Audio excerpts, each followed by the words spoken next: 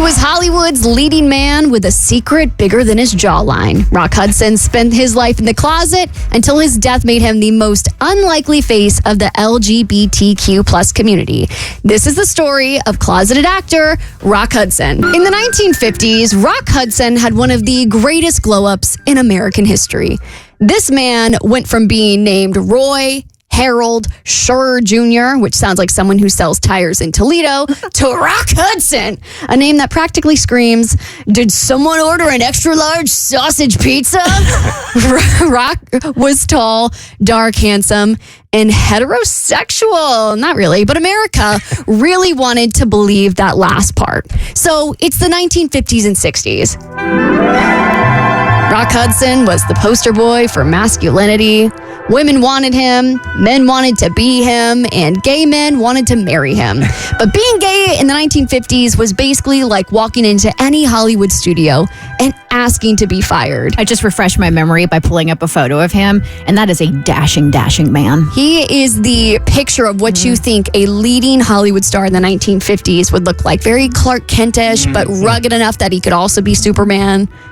Oh, yeah, for sure. Yeah. He's a handsome fellow. Smooth. He's dapper. And he He's a aged dapper. well, too, as he got older. He just became a rugged, good-looking guy. Should have been obvious. He had a good skincare routine. So he did what any closeted gay movie star did back in the day. He fake married his secretary because nothing screams, "I'm straight," like strategically marrying a woman after one conversation at the water cooler.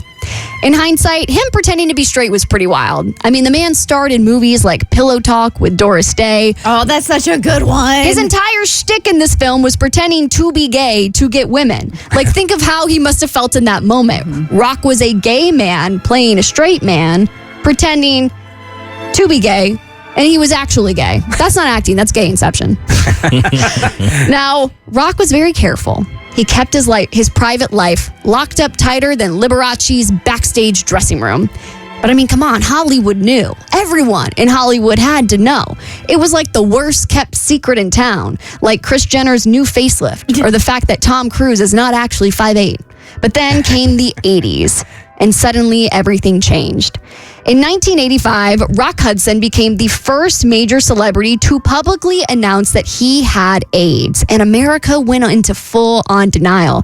Like, wait, Rock Hudson? The man who made out with Doris Day? That Rock Hudson? He can't have AIDS. That's a disease for, like, other people. It was a cultural earthquake.